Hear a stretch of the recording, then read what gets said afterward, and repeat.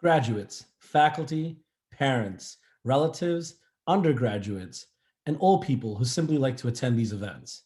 Good morning and congratulations to the Michigan Ross Executive MBA class of 2021. You made it, and so did I somehow. We started this journey on a high note. One weekend a month, we were getting together, furthering our education during the day, and exploring LA's social landscape by night. We were living the proverbial work hard, play harder life. And then it all changed. And I thought to myself really long and hard, what is a really good comparison to what we went through? And here's what I landed on. Do you remember the movie Titanic? Well, do you remember when the Titanic is sinking and the band is still playing? Well, I hate to break it to everyone, but we're the band. We'll go down in history as the group that went through this program during a global pandemic. And yes, all of you did it in shining colors. But in all seriousness, I can't tell you what an honor it is to even be mentioned in the same breath as everyone in this program. I'm honestly taken aback.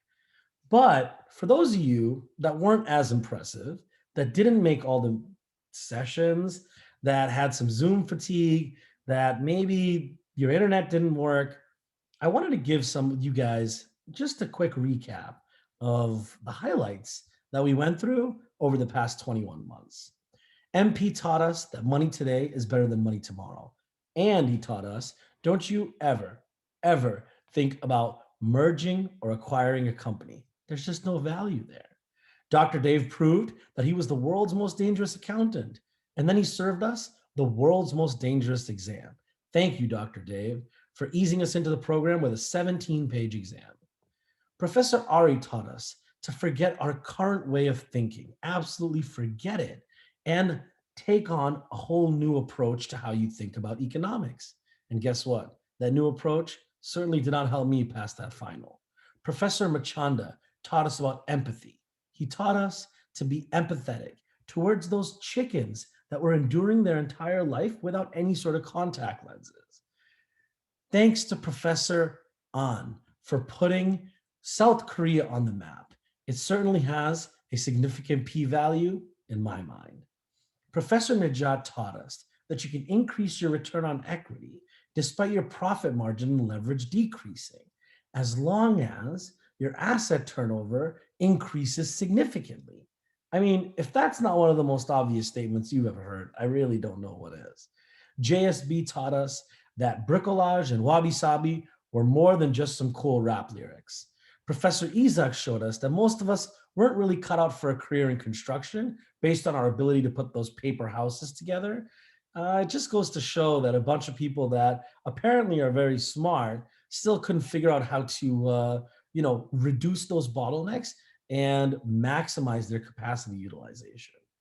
Professor Rajiv Batra taught us to bang on that proverbial brand management drum. That's it, as in the drum analysis. And for those of you that can't remember, you probably didn't do very well in his class. Professor Rafi helped us understand how to enhance organizational performance through accounting systems. I mean, it was just mind blowing. And for those of you that were curious, labor costs can be a better cost driver for overhead. Professor Amiyatosh taught us that it's all about finding those arbitrage opportunities. And if you can't find them stateside, go global, baby. Professor Thornhill, entrepreneurship, redefined how we watch Shark Tank. And the next time you sit down to watch it, don't you dare forget your cap tables. Professor Roby gave us the tools to completely throw emotion out of the window when evaluating companies. I may have gotten a little carried away and tried my hand at day trading. It's an arbitrage opportunity that is yet to pay off, but hashtag GameStop and hashtag to the moon. Finally, Dean DeRue taught us that positive leadership includes having closed and open networks, but don't you dare close your open networks.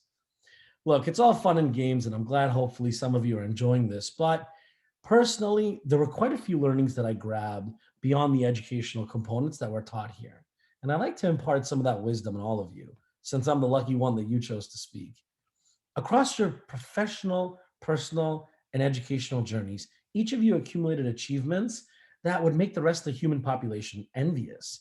And while we continue to spend our time achieving immense amounts of success, I ask each of you to pause and really define what happiness looks like, not just for you, but also your family. There's this thing that people think, like, I'll be happy when I get this big, amazing home, or I have this nice car, or I have this nice relationship, or I'm able to make this amount of money. Then I'll allow myself some happiness. The problem is the finish line always seems to move. You never arrive there, right? The other part is people think, well, if I can just wire myself with enough pain all the time, I'm really, never going to lose my drive. And the reality is, there is no truth or correlation between you feeling complete pain and losing drive. There's this concept that people talk about called living in a state of blissful dissatisfaction. And it's easier to explain through an example, so I'll give it a shot. I love food, particularly a great big slice of pizza. And there's no correlation between how that, when you take that first bite, you feel complete bliss, but there's no correlation between that first bite and your lack of desire for the next bite. In fact, I would argue that it's that next bite that actually creates your want and your need to want more of it. So I urge all of you to find your state of blissful dissatisfaction. The second learning that I had was don't be afraid of failure. Failure is a part of the process of being successful, and it happens to all of us, some more than once. And just remember, you will never succeed more than you fail, right? And it's really not about failing that counts. It's about what you do immediately afterwards that counts. And so, no matter what steps and obstacles come in your way, remember that failing is actually a really good thing, and it's part about learning. I was recently in an interview, and I was asked the question, "What do you think is the kind of most important key to success?" And in my mind, I thought hunger was the answer. And not necessarily the hunger that I talked about in the pizza example before, but it's more or less the hunger to learn, the hunger to grow, the hunger to serve, the hunger to give, and the hunger to create breakthroughs. And I think with everything that we've learned, not just from the class, but from each other, I think you're well prepared to do that. The third lesson that I learned was to continue to maintain my humility. It continues to be an excellent practice in leadership. I've mentioned this before, but I was humbled by the talent of this cohort, and I learned quickly that the best opportunity for me was to not be the smartest person in the room, although I rarely ever am. The other part that goes hand in hand with this is the need to constantly learn from the person next to you, regardless of their social status, their professional level, or any other biases that might exist. Everyone knows something that can help you, and it's your job to unlock it. And finally, always remember to pay it forward. This is a really strong Michigan motto. It's a big part of our DNA. Our strength lies in our network and each other. And all of us have achieved success. It's likely that you achieved this success because you stood on the shoulders of giants. But there's a lot of other people out there that are looking for giants. And guess what? That's who you guys now are. And so the idea is to find someone to mentor. Their success tomorrow begins with your support today. The last thing I'll just say is be someone to someone. Look, they're going to play the music, and I've probably gone way over, but I got a ton of people I've got to thank. So, first and foremost, I want to thank the professors for not only imparting knowledge on us, but also for pivoting your teaching styles during the pandemic. That could not have been easy. And I think I speak on behalf of the entire cohort when I say thank you for everything you guys did. I want to thank the entire staff and administration for supporting us through this arduous 21 months. It was not easy to pivot the whole program with everything that happened, and we really appreciated how you navigated us through those tough times. The most important person I need to thank is my beautiful, my very beautiful, and my very pregnant wife, Sonali. Without your support, I would have not had a chance to complete most of those exams or assignments. And I really appreciate you giving me the courage to achieve what I only dreamt was possible. And I promise I'll get to the housework on Monday. And finally, our esteemed cohort. I started this speech talking about the band that was playing when the Titanic was sinking. And it goes without saying, I enjoyed making some of the best tunes in the whole world with all of you. And I wouldn't have had it any other way. On a personal level, I actually lost my job during COVID, and many of you were there to help me out.